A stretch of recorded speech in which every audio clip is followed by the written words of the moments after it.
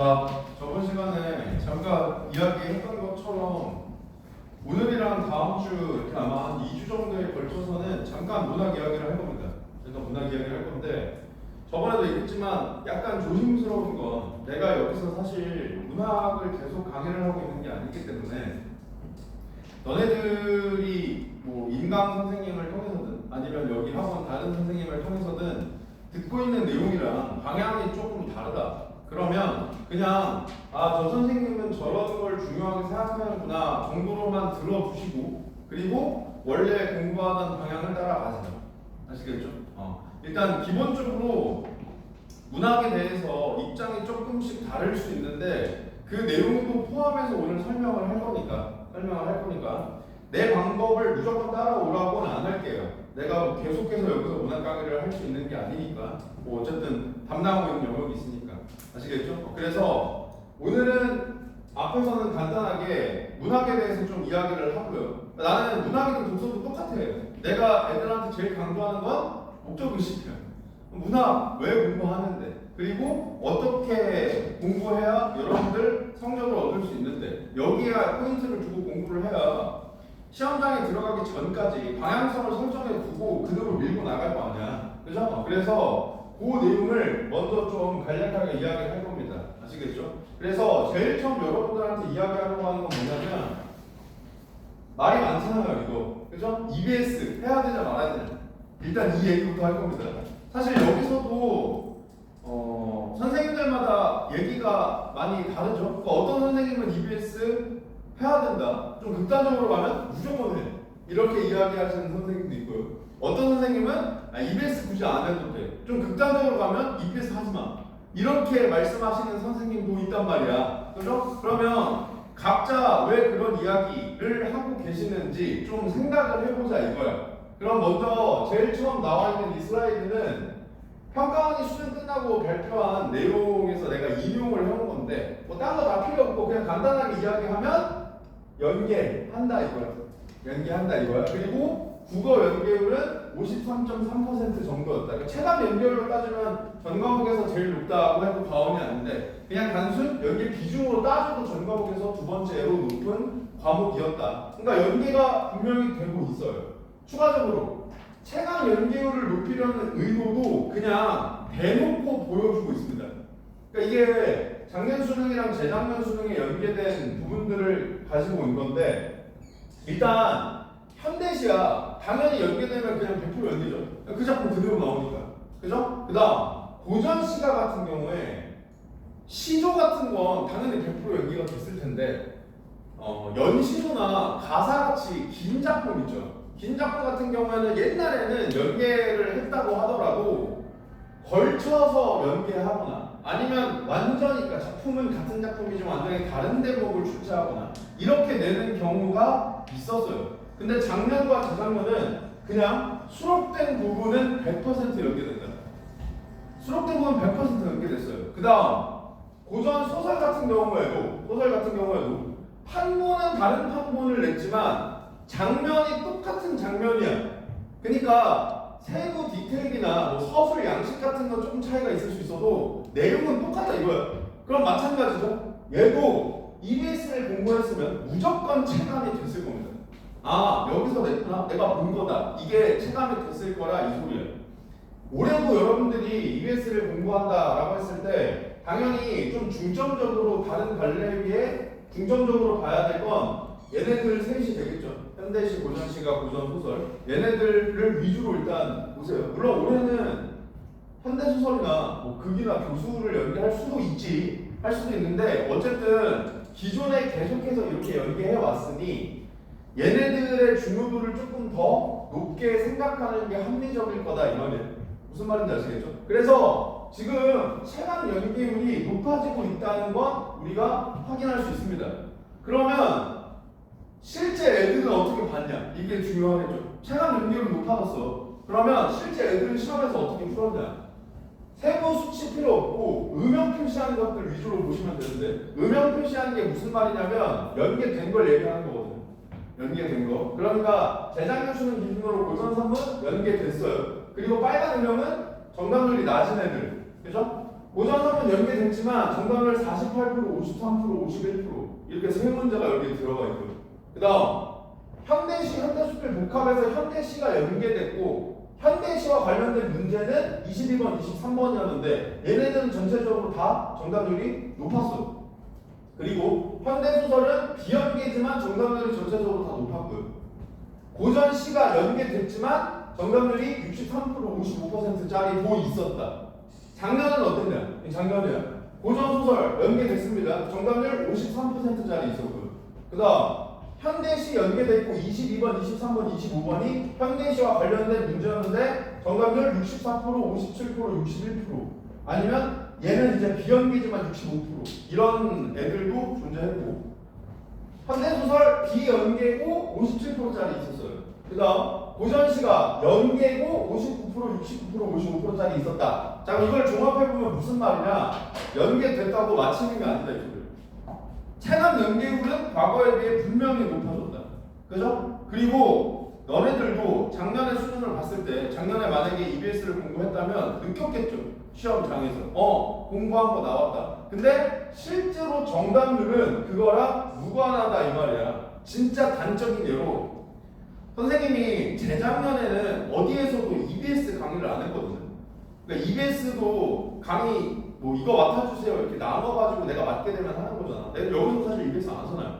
그죠? 재작년에는 EBS를 어느 학원에서도 안 했어. 내가 EBS를 본 적이 없어요. 강의 안 하는데 나 안 보겠지. 내가 시험 볼 거 안 되니까. 그죠? 그래서 수능 특강, 수능 완성 아예 안 봤어. 그러면 25학년도 수능 때 애들은 공부를 하고 수능을 받겠죠. 그럼 EBS 공부하고 시험장에 간 애들이랑 나랑 25학년도 수능 국어 문제를 풀 때 내가 걔네보다 못 보겠냐고. 무슨 말인지 알겠죠? 그러니까 이게 EBS를 공부했다고 연계된 작품이 출제된 그 세트를 다 맞히는 거 아니고요. EBS 공부 안 했다고 연계된 세트에 나와 있는 문제를 다 틀리는 게 아니라고요. 그러니까 EBS 무용론을 이야기하시는 선생님도 계시는 거야. 무슨 말인지 알겠죠? 종합해보면 이렇게 돼요. 체감 연계율 분명히 높아지고 있어요. 그리고 EBS 공부하면 체감 난도는 낮출 수 있겠죠. 실제 정답률과 상관없이 체감 난도는 좀 낮아질 거라고. 그리고 얘는 확실히 내가 볼 때 이득이야. 시간적으로는 분명히 이득을 볼 겁니다. 내가 시험장에서 그 작품을 처음 보는 거랑 이미 본 작품을 보는 거랑 시간적인 부분은 분명히 이득을 볼 여지가 높아요. 그리고 50%는 무조건 연계돼요. 이건 그냥 정해져 있잖아. 그러니까 쉽게 얘기해서 너네들 올해 수능 볼 때도 50%는 무조건 연계됩니다. 그러니까 50%가 나올 게 확정되어 있는 교재다 이 뜻이야. 그러면 당연히 필요한 거 맞냐? 이렇게 얘기할 수 있다는 거죠.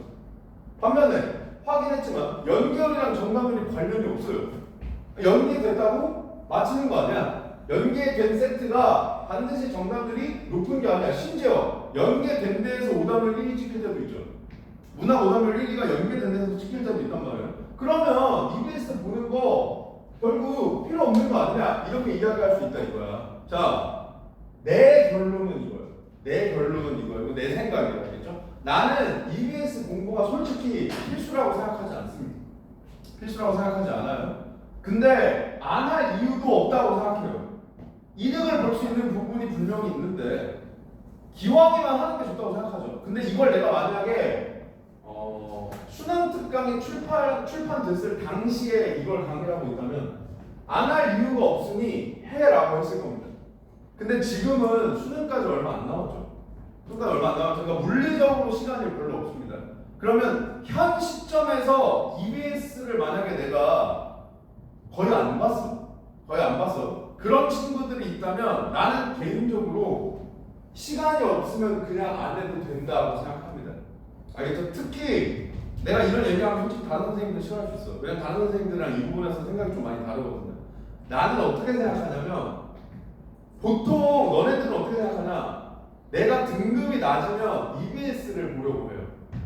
왜냐면 EBS를 통해 도움을 받으려고. 근데 나는 개인적으로 어떻게 생각하냐? 등급이 낮을수록 EBS를 보는 게 의미가 없어요. 어차피 그 작품 나와도 틀려요. 내가 등급이 잘 나와. 1등급, 2등급권에 있어. 그럼 그런 친구들이 오히려 EBS를 공부했을 때 효용성이 높다고 생각합니다. 걔네도 어쨌든 문학 능력이 있잖아. 그죠? 그러니까 연계됐을 때 거기서 뽑아 먹을 수 있는 것도 많다고 생각해. 그러니까 기본적으로 선생님 저는 아직 성적이 좀 잘 안 나옵니다. 라는 친구들이 있다면 EBS 굳이 안 봐도 된다고 생각합니다. 대신 이건 감내해야 돼. 무조건 EBS 문제들보다 불리해. 알겠죠? 그거는 내가 받아들여야 돼. 그냥 왜? 지금까지 안 했잖아. 지금까지 안 했는데 한 애들이랑 비교했을 때 내가 비슷한 수준일 거라고 생각하는 것 자체가 말이 안 돼. 욕심이야. 무슨 말인지 알죠? 그러니까 지금까지 안 했어. 그리고 앞으로 시간이 없어. 등급도 낮아. 그러면 EBS를 공부한 애들에 비해 불리할 걸 감수하고 그냥 평가원 기출을 보는 게 낫다고 생각한다 이 말이에요. 무슨 말인지 알겠죠? 선생님 저는요 등급은 별로 안 나오지만 EBS 그래도 체감 연계는 꼭 하고 싶어요. 내가 목적 의식이 중요하다고 했죠. EBS를 공부하는 목적을 잘 설정해. 알겠죠? 너네들이 EBS를 공부하는 목적이 연계 체감이라면 그냥 체감만 했으면 좋겠어. 내가 본 게 나왔다 이 느낌만 받았으면 좋겠어. 그러면 나중에 어차피 수능 보기 직전 되면 인강 선생님도 그렇고 아마 여기 선생님들도 주시지 않을까 싶은데 그 정리해서 주잖아. 그죠? 작품 주요 내용 이런 것들 쭉 정리해서 프린트로 혹은 부교재로 나오죠. 그거나 읽으세요 그냥. 무슨 말인지 알겠죠? 그러면 체감은 됩니다. 체감은 돼. 그러니까 그게 목적이면 그 정도만 시간 투자해.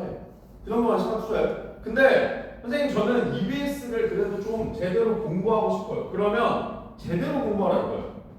알겠죠? 그러니까 내가 생각했을 때 여러분들이 EBS를 공부할 때 제일 중요한 건 뭐냐면 어떻게 하느냐. 어떻게 하느냐. 따라서 EBS를 공부한다고 했을 때 나는 어떻게 공부를 하는 게 좋다고 생각하냐. 저번 시간에 잠깐 언급했지만 문학 공부를 하세요. 그냥 문학 공부를 하세요. 근데 문학 공부를 하려면 어차피 작품이 필요하죠. 작품이 필요하죠. 그러니까 그 작품을 EBS에 있는 걸 갖다 쓴다고 생각하세요. 무슨 말인지 알겠죠? 그러니까 궁극적 목표는 문학 공부고 EBS는 수단이야. 이렇게 공부하는 게 가장 올바르게 공부하는 방향이라고 생각한다고. 그래서 나는 이렇게 생각하라 이 얘기예요. 알겠죠? 만약에 이렇게 공부를 하면 어차피 내가 문학 공부를 했죠. 문학 공부를 했죠. 그러니까 연계 안 되더라도 문학 실력을 향상시켜 놨으니 도움이 돼요. 문학 실력을 향상시키기 위해 EBS에 나와 있는 작품을 활용했죠. 그럼 연계되면 그 작품 연계 체감도 된다고. 무슨 말인지 그래서 이렇게 방향을 설정해 놓고 하는 게 제일 좋다. 만약에 EBS를 공부할 거라면. 무슨 말인지 알겠죠? 그래서 나도 실전 그 5회만 할 거지만 적어도 실전 5회는 여기에 포인트를 두고 설명을 할 거예요. 즉 EBS 내용 정리를 해준다가 아니라 문학 공부를 어떻게 하는지를 알려줄 겁니다.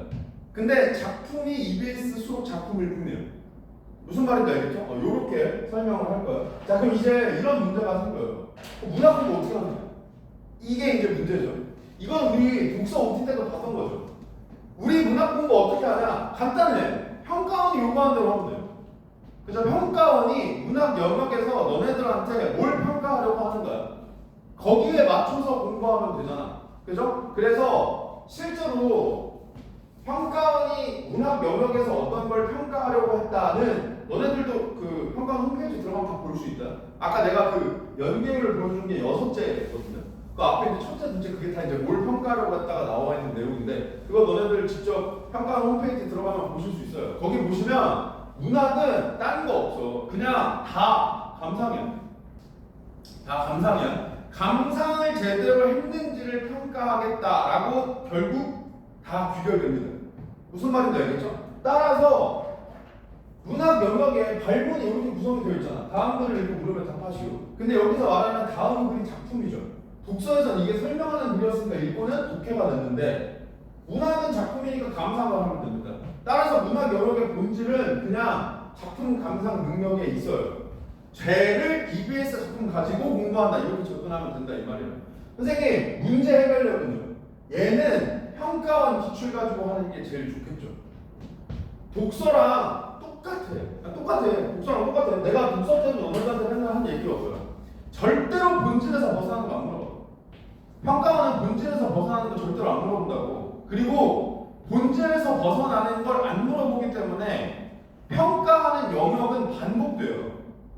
그러니까 결국 그 선지의 진술은 달라져도 그 선지의 적절성을 판단하기 위해 필요한 능력은 똑같다고. 문학도 마찬가지야. 따라서 선지 분석하고 이 선지를 올바르게 판단하려면 이런 게 필요했어를 공부할 때는 평가원 지출이 제일 좋아. 반대로 얘기하면 EBS는 문제에 집착하지 마세요. 알겠죠? 문제 붙들고 있지 말라 이거야. 문제 이상하다고 생각되면 그냥 버리세요. 무슨 말인지 알겠죠? 어차피 우리가 EBS를 통해서 뽑으려고 하는 건 이쪽이 아니란 말이야. 그러니까 여기 고민하는 건 목적 의식이 안 맞는다고요. 그냥 작품만 감상하려고 노력하시고 문제는 감상 확인 정도의 수단으로 활용하면 돼요. 무슨 말인지 알겠죠? 물론 그렇다고 해서 EBS 문제가 다 개쓰레기다 이런 거 아니야.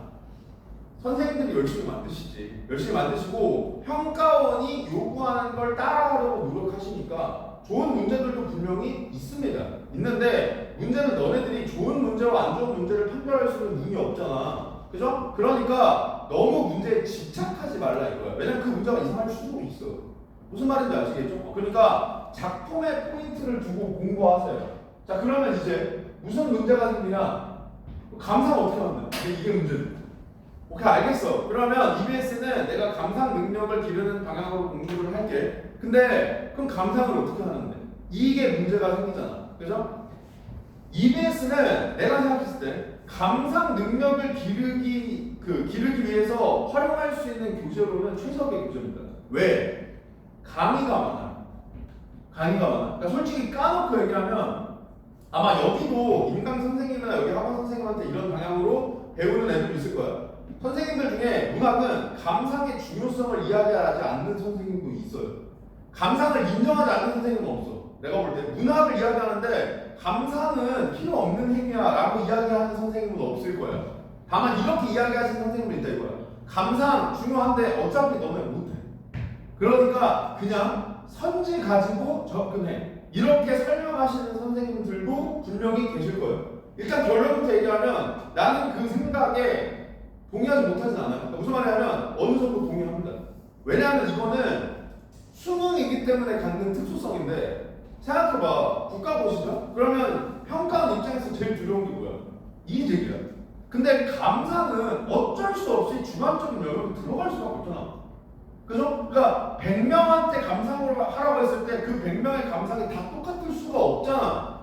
그러니까 평가원은 문제를 어떻게 내느냐? 얘는 독서랑 좀 달라. 내가 독서는 너네들한테 무슨 이야기를 했냐면 선지를 판단할 때 적절한 걸 고르라든 적절하지 않은 걸 고르라든 적절한 선지를 빨리 체크하는 능력이 중요해요. 내가 글에 대해서 이해가 됐으면 동그라미는 근거가 명확하니까 빨리빨리 체크하고 넘어갈 수 있어야 돼. 그죠? 문학은 반대야. 문학은 적절한 걸 고르라는 유형의 문제든 적절하지 않은 걸 고르라는 유형의 문제든 X를 빨리 칠 수 있어야 돼. 왜냐하면 동그라미는 허용 범위가 존재해. 문학은 주관이 개입될 수 있잖아. 그러니까 아닌데 이거 무조건 이렇게 봐야 되는데 라고 이야기할 수 없다고. 그러니까 이렇게도 생각할 수 있어는 다 동그라미가 될 수 있다고. 바꿔 얘기하면 X는 누가 봐도 아니게 낼 수밖에 없어. 무슨 말인지 알겠죠? 누가 봐도 이건 절대 안 돼 라고 내야만 이의제기가 안 걸려요. 그죠? 그러니까 X를 잘 쳐야 돼. 그래서 감상이 완벽하게 안 되고 선지 갖다 대면 답이 나와요. 문학은 무슨 말인지 알겠죠? 그래서 그렇게 가르치시는 선생님들도 있는 거거든요. 근데 나는 독서와 마찬가지로 어떻게 생각하느냐? 그건 차선이라고 생각한다. 선지 갖다 들이미는 건 언제나 차선일 수밖에 없다고 생각해. 공부를 차선으로 해서는 안 된다고 생각해. 무슨 말인지 알겠죠? 그러니까 공부를 할 때는 감상 능력을 기르는 방향으로 하는 게 좋다고 나는 생각합니다. 다시 돌아와서 그래서 감상 어떻게 하는데 이게 그래서 문제라고 했잖아. 근데 EBS는 강의가 많죠. 무슨 말이냐면 너네들이 혼자 감상을 하는 건 솔직히 힘든 게 맞아요. 그래서 선지 가지고 풀라고 하시는 선생님들도 계시는 거고. 근데 강의가 있다는 건 무슨 말이에요? 감상 잘하는 사람의 감상을 들어볼 수 있죠. 그죠? 그러니까 애초에 감상 능력은 처음부터 혼자 하는 게 아니라 무조건 잘하는 사람의 도움이 있어야만 해. 사실 감상은. 그래서 내가 너네들한테 나랑 이거 수업하고 만약에 평상시에 인강 선생님도 감상을 강조하고 감상하는 방향에 대해서 중요하게 생각하시는 선생님이야. 그러면 다행인데. 그럼 나랑 어차피 방향이 똑같으니까. 그게 아니라 너네들이 듣고 있는 선생님이 가르치는 건 감상의 중요성은 이야기하지 않아. 그럼 감상 연습이 안 돼 있겠죠? 그러면 그냥 이런 식으로 감상하는구나를 듣기만 하라고 그냥. 알겠죠? 혼자 하긴 힘들어요. 혼자 하긴 힘들어. 그래서 강의에 도움을 받거나 아니면 EBS는 부교재도 있잖아요. 사용설명서 있죠. 사용설명서 안 샀으면 그냥 사세요. EBS 거라 그렇게 안 비싸. 그죠? 그리고 나중에 복습할 때 훑어보기도 좋아. 아시겠죠? 사용설명서 사세요. 선생님들의 강의를 듣든 부교재를 보든 예를 들면 여기 A라는 시어가 있어요. 근데 이 A라는 시어를 뭐 실현, 고난 이렇게 설명을 하시는 거야. 혹은 부교재에 이렇게 써 있는 거야. 그러면 너네들은 어떻게 보통 공부를 하냐면 얘는 실현, 고난이 있구나 라고 공부를 한다고. 이게 의미가 없다 이거는. 이게 의미가 없다. 이렇게 하면 아무것도 느는 게 없어. 뭐가 달라졌는데 그냥 암기한 거밖에 없잖아. 무슨 말인지 알겠죠? 그러니까 너네들이 문학 공부를 어떻게 해야 되냐면 얘가 선생님이 강의를 통해서든 아니면 부교재를 통해서든 실현 고난을 상징한다는 걸 알았어. 선생님이 강의에서 설명하는 내용이든 부교재에서 적어놓은 내용이든 타당하니까 그렇게 써놨겠죠? 그렇게 설명하셨을 거고. 그럼 너네들은 무슨 짓을 해야 되냐면 왜 얘가 실현 고난이지를 작품 내부나 보기를 통해 설명할 수 있는지 너네 스스로에게 물어봐야 돼. 독서랑 똑같아. 야, 독서도 너네한테 맨날 강조하는 거 뭐야? 자기 점검이죠. 너네 스스로에게 물어봐야 된다고요. 마찬가지야. 얘가 왜 실현 고난일까? 이거를 작품 내부 맥락이나 보기를 통해 설명할 수 있는지를 너네 스스로에게 물어보고 안 되면 질문해야 돼. 이거를 묵여 넣는 건 의미가 없어. 왜? 문학은 맥락이 바뀌면 시어의 상징적 의미가 바뀌어요. 이게 문학의 본질이거든. 시어 신구의 의미는 고정적이지 않습니다. 그게 문학의 본질이야. 자, 예를 들어서 우리 교과서에 님의 침묵이라는 작품이 항상 실려있죠. 대부분 교과서에 님의 침묵은 실려있으니까 너네들도 다 알 거라고 믿는다. 한용운 시인의 님의 침묵이라는 작품 있잖아. 그럼 그 작품이 수록되어 있는 단어를 보면 학습 목표에 항상 뭐가 나오냐? 다양한 맥락을 통한 감상이 나와요. 님의 침묵은 대부분 그 성취 기준을 위해서 실려있는 작품이거든요. 그러니까 이런 거야. 님의 침묵에 님이라는 시어가 나와요. 님이라는 시어가 나와. 그러면 이 님이 임이라고 할게. 바로 좀 이상해서. 임이 뭘 상징하느냐? 작품 내부 맥락을 통해 사랑하는 사람이겠죠. 사랑하는 사람. 왜냐면 화자가 기다리고 그 사람이랑 그러니까 임과 헤어지는 걸 슬퍼하고 언젠간 다시 만날 걸 믿고 이러고 있으니까 사랑하는 임이라고 해석하면 되겠죠? 근데 보기에서 맥락을 바꿔요. 자, 한용운이 사실은 스님이다. 이걸 줘요. 그럼 이제 임은 뭐가 돼요? 부처가 돼요. 무슨 말인지 알겠죠? 자, 사실 임의 침묵은 일제강점기 때 쓰여졌다. 이걸 주면 임은 뭐가 돼? 과목이 될 수 있다고요. 그러니까 이게 돼야 돼, 사실 문학은.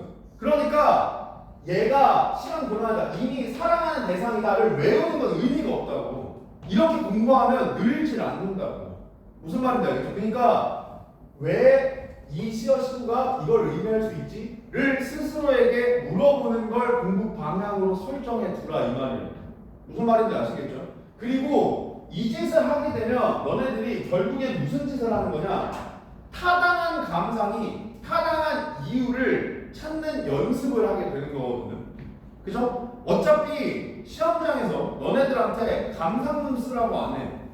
그죠? 문학 감상했어? 자, 감상문 써봐. 이렇게 안 물어봐. 어떻게 물어봐? 감상했어? 자, 이 시어 식구 이렇게 해석해도 편. 이렇게 물어보죠. 그럼 너네들이 타당한 감상이 타당한 이유를 찾는 연습을 하면 타당하지 않은 게 타당하지 않다를 잡아낼 수 있다고. 무슨 말인지 알겠지? 그러면 정답은 맞출 수 있다고. 그러니까 요 방식을 연습해라 이거야. 다만 내가 이야기한 게 이거야. 타당한 감상이 타당한 이유를 반복적으로 파악함으로써 선지의 감상이 타당한지 파악하는 능력을 기르라고. 이 방향으로 공부하라고. 다만 무조건 근거는 작품 아니면 보기에 있어야 돼. 무슨 말인지 아시겠죠? 문학에서 너네들이 어려워하는 것 중에 하나가 뭐야? 어떨 때는 선생님한테 질문하면 선생님이 야 그건 네 생각이고 이렇게 이야기하고, 어떨 때는 선생님한테 물어보면 선생님이 야 이 정도는 추론할 수 있어야지 이렇게 이야기해. 그러면 내 입장에서는 추론이든 내 생각이든 내 머릿속에서 이루어지는 건 똑같은데 이걸 어떻게 구별해? 이런 생각을 할 수 있다고요. 그죠? 간단하다고요. 근거가 작품 보기에 있느냐 없느냐. 그러니까 네 생각이고 라고 선생님들이 얘기할 때 의미는 뭐냐면 그 판단의 근거를 작품 보기 어디에서 찾을 수 없다 이거야. 무슨 말인지 알겠죠? 추론해야지. 이거는 그렇게 추론할 수 있는 근거가 작품 혹은 보기에 있다 이거라고. 무슨 말인지 알겠죠? 그러니까 이걸 연습하라 이거야. 그래야지 주관적으로 작품을 오독하는 걸 방지할 수 있어요. 무슨 말인지 알겠죠? 대신 무조건 먼저 감상의 공부 봐야 돼. 강의든 부교재든 너네들이 먼저 감상을 해보려고 들어간 다음에 봐야 돼. 왜? 그래야만 주체적 감상이 돼요. 이게 주체적 감상이 안 되면 어떤 문제가 생기냐면 최근에 얘가 문제잖아요. 그러니까 평가원이 최근에 선지를 구성할 때 어떤 방식을 많이 쓰냐? 그럴듯한 선지를 많이 만들죠.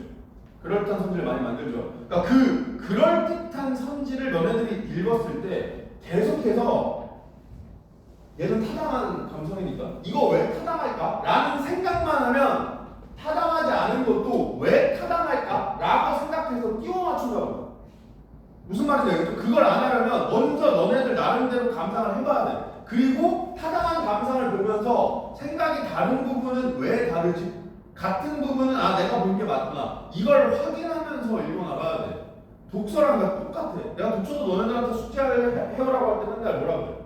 노력하면 안 되더라고. 완벽하게 못해도 괜찮아. 근데 적어도 내가 이 부분이 이해가 안 된다 라는 건 알고 앉아있어야 돼. 그래야지 수업 시간에 뭘 가져가는 거야?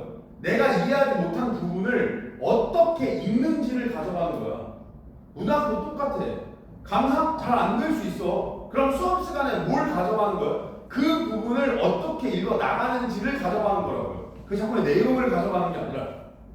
무슨 말인지 아시겠죠? 물론 문학은 독서랑 다르게 작품이니까 이 작품이 출제돼요.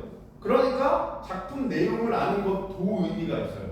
근데 중요도를 착각하지 말라 이거예요. 아시겠죠? 작품의 내용이 오히려 후순이라고 해요. 그게 목적이면 EBS 이렇게 공부하지 말고 나중에 정리본 그냥 읽으라고. 무슨 말인지 알겠죠? 문학 공부를 EBS로 함으로써 둘 다 가져가는 게 목적이라면 작품 내용보다 중요한 건 작품을 감상하는 방법이야. 무슨 말인지 알겠죠? 자, 그러면 결국 다시 돌아오게 되는데 올바른 감상이 올바른 이유를 확인하면 내가 감상 능력을 배양해야 되는구나. 그건 알겠다 이거예요. 근데 그걸 하기 위해선 최초 감상은 본인이 해보려면 그러면 처음 작품 읽을 때 어떻게 읽어야 되는데 얘가 이제 또 문제잖아. 그죠? 그러니까 너네들이 문학 공부를 할 때 어려움을 느끼는 이유 중에 또 다른 하나가 뭐냐면 시험장에서 특히 너네들이 문학 작품을 그냥 호로록 읽어요. 독서보다 짧죠? 독서보다 짧고 내용도 너네들이 느끼는 별거 없잖아. 그죠? 그러니까 그냥 호로록 읽고 문제를 풀어가. 문제를 풀어가면 머릿속에 남아있는 게 아무것도 없죠. 그러니까 선지 보고 작품 비교하면서 선지의 주체에서 판단한단 말이에요. 그러면 1차적으로 당연히 계속 작품으로 돌아가야 되니까 시간이 오래 걸려요. 그죠? 그 다음 2차적으로는 내용이 없죠. 내용이 없죠. 그러면 너네들이 선지를 볼 때 무의식적으로 이 선지가 옳다고 생각하고 작품으로 가요. 내가 예전에 얘기했지. 너네들 뇌 부정 안 된다고.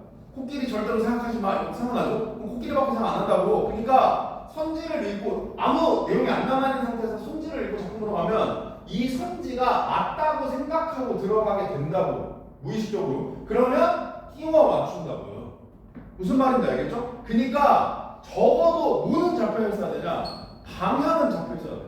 무슨 말이냐면 이 작품을 읽고 나서 적어도 이 정도 남아야 돼. 이건 알아야 된다 이 말이에요. 무슨 말인지 알겠죠? 그래서 얘를 설명해 줄 겁니다.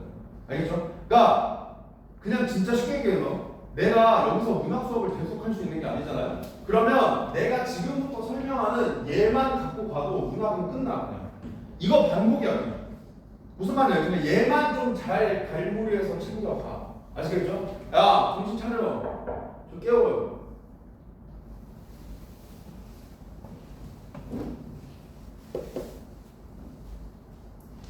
나가. 살짝 끼지 말라고 했죠? 나가세요. 저 교무실에 있어. 20분까지. 교무실 내 자리 알지? 내 자리 옆에 서 있어. 아시겠죠? 자, 얘만 가져가. 얘만 가져가면 돼. 알겠죠? 자, 봅니다.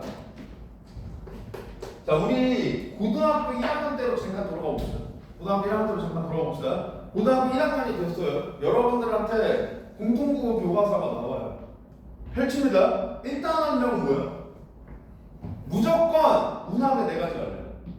혹은 조금 더 문학적인 교과서는 문학의 네 가지 빛깔. 뭐 이렇게 나옵니다. 그러니까 결국 교육 과정에서 너네들한테 국어 시간 제일 처음 가르치는 게 문학 갈래론이거든요.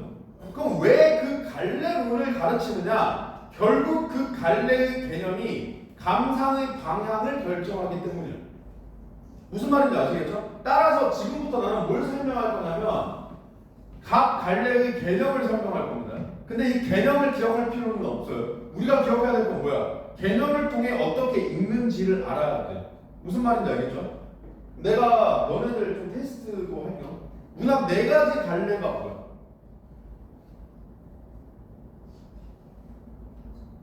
서정.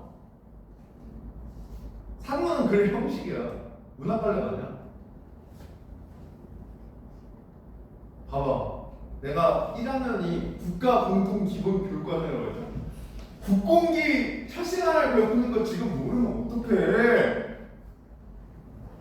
서정, 서사, 극, 교술이야. 알겠죠? 문학의 네 가지 갈래 이거야. 아니 갈래 정도 모르는데 읽고 나서 뭐가 남겠니? 무슨 말인지 알겠지? 무슨 갈래인지 알아야지. 시, 고전시가 이런 거 다 서정 갈래고요. 소설 이런 거 다 서사 갈래고요. 희곡 시나리오 극 갈래고 수필 이런 거 다 교술이에요. 무슨 말인지 알겠죠? 그래서 우리나라 문학 갈래를 네 가지로 나누면 서정, 서사, 극, 교술 이렇게 설명합니다. 그래서 그 중에 제일 먼저 서정 갈래를 설명할게요. 일단 기본적으로 서정 갈래가 뭐냐? 정서를 서술하는 갈래입니다. 정서를 서술하는 갈래야. 따라서 서정 갈래의 핵심은 정서인데 이 서정 갈래의 개념을 뭐라고 설명하냐? 교과서에 나와 있는 거예요. 알겠죠? 뭐라고 설명하냐? 외적 세계의 개입이 없는 세계의 자아화 이렇게 설명합니다. 자, 이거 안 외워도 돼. 몰라도 돼. 이걸 외우라고 적어주는 게 아니야. 개념이 이거니까 이걸 통해 어떻게 감상해야 되는지를 생각하자 이거야. 무슨 말인지 아시겠죠? 자, 봐라. 외적 세계에 개입이 없다. 이거는 교술 갈래와의 차이점이기 때문에 서정에서 별로 중요하잖아. 중요한 건 얘야. 세계의 자아와. 이 세계의 자아가 무슨 말이냐면 먼저 여기서 세계는 객관적으로 존재하는 외부 세계를 이야기한다. 그 다음에 자아는 시각자가 누구니? 그래, 화자죠? 화자의 주관적 내면 세계를 이야기합니다. 그럼 세계의 자아를 풀어서 설명하면 이런 뜻이야. 객관적으로 존재하는 외부 세계를 화자가 주관적 내면 세계로 표현해요 이 뜻이야. 알겠죠? 아직도 어려워? 진짜 쉽게 설명할게요. 서정이 뭐냐? 지 줏대로 쓰는 거예요. 무슨 말인지 알겠죠? 서정은 그냥 자기 줏대로 쓰는 게 서정이에요. 내가 지금 너네들 위치하고 있는 이 강의실 객관적으로 존재하는 외부 세계죠. 여기 있는 책상이라든지 의자의 위치라든지 내 뭐 옷 색깔이라든지 내 위치라든지 다 똑같이 인지하고 있죠. 근데 내가 이 강의실의 모습을 기준으로 너네들한테 시를 한 편씩 써오라고 과제를 줘요. 그리고 내가 그 과제를 거둬요. 그러면 어디 인터넷에서 긁어오지 않는 이상 똑같은 작품은 단 한 작품도 없다고. 이게 서정의 본질이라고. 무슨 말인지 알겠죠? 그래서 너네들 잘 생각해봐. 1학년 때 무조건 이 학습 활동 했을 거라니까. 자, 뭐 주제로 시 한 편씩 써보자. 그리고 나서 꼭 뭘 시켜요? 짝꿍이랑 바꿔서 얘기해보라고. 그 학습 활동 왜 있냐? 이거 가르치려고 하는 거야. 자, 봐봐. 똑같은 거 봐도 옆에 M은 너랑 주관적 내면 세계가 다르지? 이걸 가르치려고 하는 거야. 진짜 교과서가 농담이 아니라 그 전교 1등들이 맨날 교과서 위주로 예습 복습 철저히 했습니다. 그 말이 허언이 아닌 게 시중에 존재하는 어떤 교재보다 교과서가 좋습니다. 교과서는 일단 첫 번째 목적이 돈이 아니죠. 시중에 나와 있는 교재는 다 목적이 돈이잖아. 공부하라고 내는 거 아니야. 근데 교과서는 목적이 돈이 아니야. 그럼 교과서의 목적은 뭐야? 오로지 성취 기준 달성에 있어. 그러니까 학습 목표 달성에 있단 말이야. 너네들이 고등학교에서 배워야 될 내용을 달성시키겠다가 목적이란 말이야. 그래서 교과서 보면 정말 체계적이고 정말 잘 써놨어. 문제는 학생 때는 그걸 느끼기가 힘들지. 나도 그랬으니까. 교과서 뭐 판치기 하고 뭐 낙서하고 이런 용도지 뭐 그랬을지 나도. 근데 나중에 내가 선생님이 되고 나서 보니까 교과서가 정말 잘 쓴 교재더라고. 그러니까 그런 학습 활동도 사실 이것 때문에 있는 거야. 자, 그러면 우리가 어떻게 읽어야 되냐? 우리가 시험장에서 맞닥뜨리는 작품은 대부분 이거겠죠? 대부분 이거겠죠? 그러니까 쉽게 얘기해서 그냥 따라가면서 읽으면 안 돼요. 그러면 당연히 이해가 안 돼요. 무슨 말인지 알겠죠? 너네들이 이 강의실의 풍경을 보고 작품을 써왔어. 옆에랑 바꿔서 읽어보라고 했어. 옆에 작품 보면 이 새끼가 이 작품을 왜 이렇게 썼는지 이해되냐니까. 당연히 안 되지. 다른 사람 생각인데. 그죠? 그니까 내가 독서에서도 너네들한테 맨날 뭐라고 그래. 눈으로 글자 훑지 말라고 그러죠. 문학도 똑같아. 눈으로 글자를 읽으면 안 돼. 그럼 당연히 이해가 안 된다. 그럼 어떻게 해야 되냐? 무조건 얘를 잡아야 돼. 이걸 보고 얘를 떠올려야 돼. 알겠죠? 이 새끼가 뭘 보고 이렇게 쓰고 있지? 이 생각을 해야 돼. 무슨 말인지 알겠죠? 얘가 뭘 보고 이걸 쓰고 있지? 그 다음에 얘를 잡았어. 그러면 이걸 이렇게 썼다는 뜻이죠. 왜 이렇게 썼지를 생각하면서 읽어야 돼. 무슨 말인지 알겠지? 왜? 이 왜라는 건 다른 말로 하면 의도야. 근데 이때 의도는 누구의 의도야? 당연히 화자의 의도겠죠. 화자의 의도겠죠? 화자의 의도 두 글자로 하면 주제야. 무슨 말인지 알겠지? 그러니까 방향이 이거가 되는 거라고.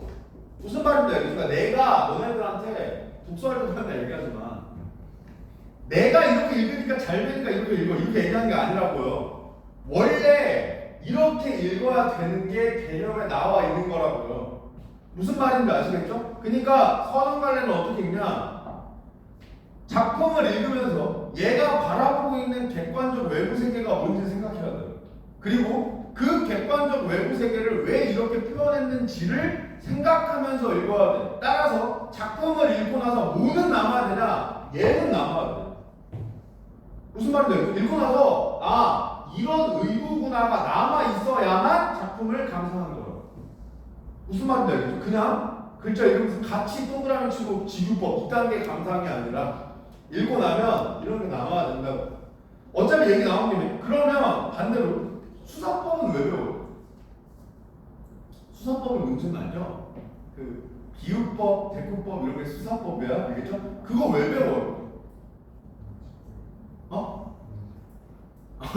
문제 풀라고 읽으면 안 된다고요. 그러니까 지금법, 미추실법, 지금법 표현할 이렇게 동그라미 이것 때문에 배우는 게 아니야, 당연히. 알겠죠? 잘 생각해봐. 수사가 무슨 뜻이야? 말을 꾸민다는 뜻이거든요. 그러니까 쉽게 얘기해서 그렇게 안 써도 되는데 그렇게 썼다 이거야. 그죠? 그럼 누가 그렇게 썼는데요? 화자가 그렇게 쓴 거야. 그럼 무슨 말이야? 수사법은 왜 배우냐? 거기에도 무조건 의도가 있기 때문에. 무조건 의도가 있다고요. 그렇게 안 써도 되는데 화자 그렇게 쓴 거라고요. 그러니까 왜 이렇게 썼지를 생각하려면 뭔지는 알아야 되잖아. 아 여기에 지금법이 나왔구나를 알아야 의도를 생각할 수 있을 거 아니야. 근데 너네들은 나왔구나 해서 끝내니까 감상이 안 되는 거라고. 무슨 말인지 알겠죠? 자 예를 들어서 실제 작품에 나오는 시구야. 낙엽은 폴란드 망명 정부의 집회를 이런 식구가 있어. 그러면 수사법을 이야기하자면 뭐 은유법이 되겠지. 그죠? 근데 중요한 건 은유법이네가 아니라 야 낙엽을 보면서 너네들 집회라고 생각한 적 있어요? 없잖아. 그러니까 무슨 말이야? 이거 화자 생각이죠. 화자는 낙엽을 이렇게 생각한다는 뜻이야. 그러면 왜 하필 이거야를 생각하는 게 감상이라고. 무슨 말이에요? 왜 낙엽을 하고 많은 것 중에 폴란드 망명정부의 집회에 비유했지를 생각하면서 읽는 게 감상이라고. 무슨 말인지 알겠죠? 그러면 이건 일단 중요하잖아. 그 당시 망했기 때문에. 망명정부가 무슨 뜻이야? 쉽게 얘기하면 망한 나라의 정부잖아.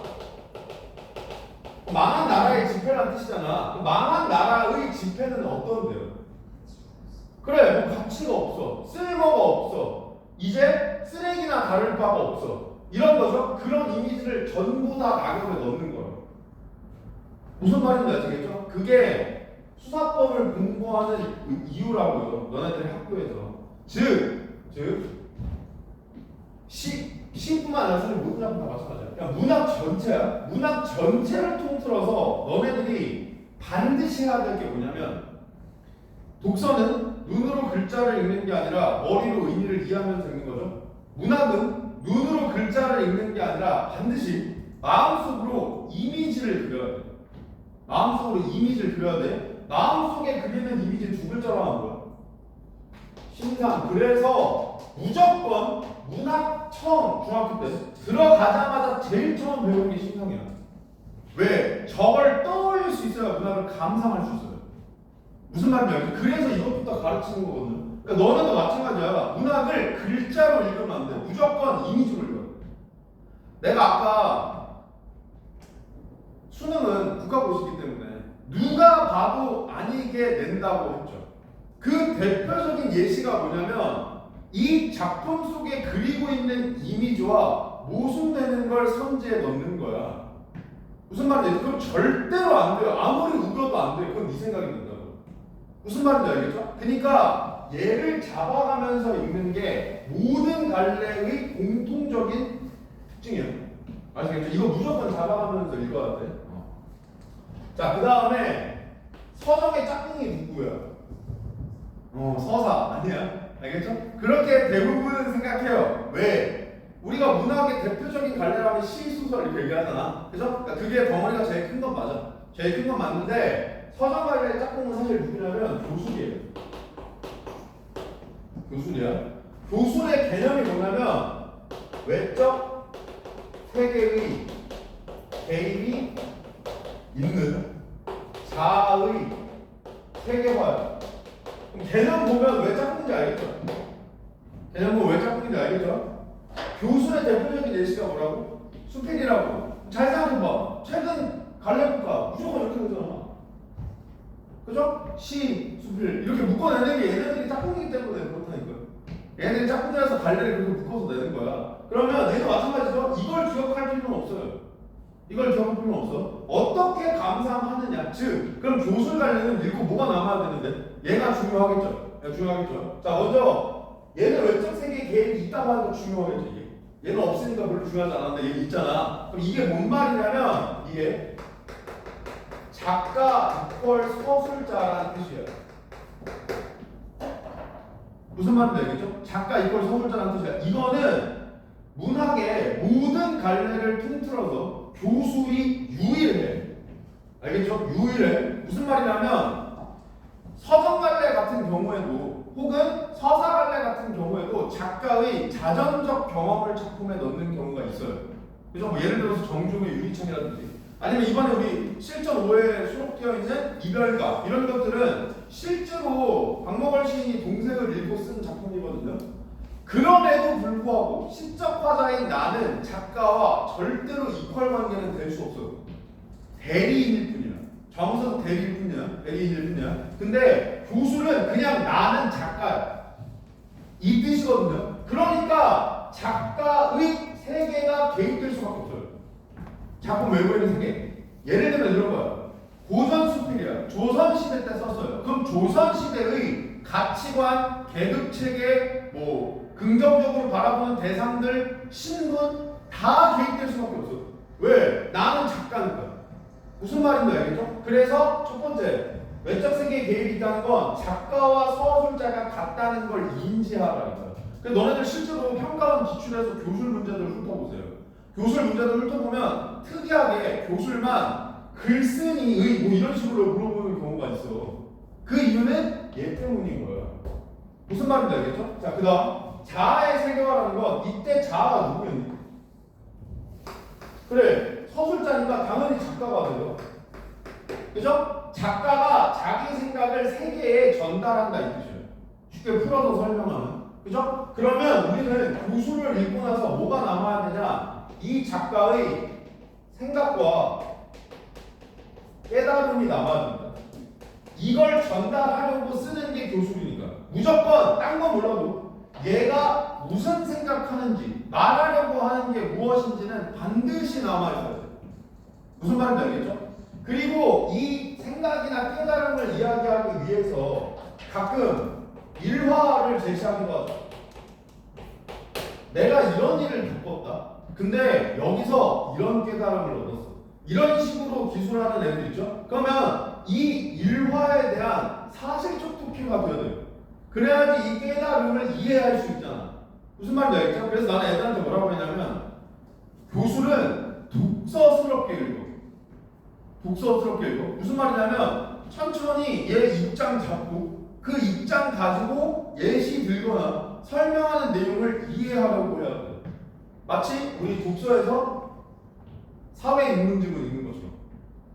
무슨 말인지 알겠죠? 그리고 사실적 독해 같은 경우에도 어떤 사실이 있었는지, 그러니까 일화에서 나오지 않은 내용이 나왔다고 이야기하거나 아니면 서무 뒤집거나 이거 겪고 이거 겪어서 이런 깨달음을 얻었는데 얘를 먼저 겪었다고 이야기하거나 이런 식으로 사실을 구성하는 경우가 많으니까 여기는 독서에 사실적 독해에 있는 것처럼 기억 안 나면 비교해서 잡아야 돼. 무슨 말인지 작품 가가지고 내가 만약에 기억이 안 나면 작품 가가지고 아 실제로 이게 먼저인지 이게 나중인지 이런 일이 있었는지 이거를 확인하면서 OX를 체크를 하셔야 됩니다. 아시겠죠? 그리고 궁극적으로 남는 건 얘가 되어야 돼요. 아시겠죠? 이게 교수를 읽는 방식이. 아시겠죠? 자, 그럼 이제 두 가지 갈래가 남는데 이 두 가지 갈래는 잠깐 쉬었다가 설명하겠습니다. 1분 뒤에 종칠 건데 설명하다가 무조건 끊기겠죠? 그래서 미리 쉴 테니까 먼저 지금 잠깐 쉬세요.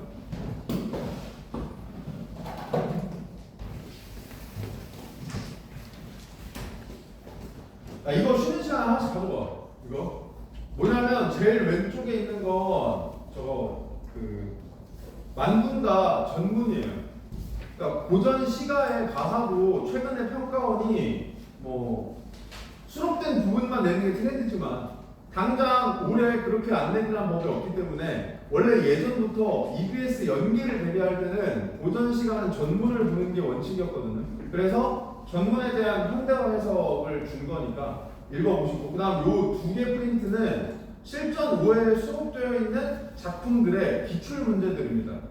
사설 포함해서. 알겠죠? 그래서 얘네들은 어떻게 활용하시면 되냐? 복습 교재로 활용하시면 돼요. 그러니까 이걸 받고 나서 한 번에 다 풀려고 하지 마시고 까먹을만 할 때 한 세트 정도씩 풀어보면 돼. 환기하는 용도로. 왜? 얘도 목적이 문제는 아니잖아. 무슨 말인지 알겠죠? 그렇게 활용하시면 돼요. 하나씩 가져와서 쉬세요.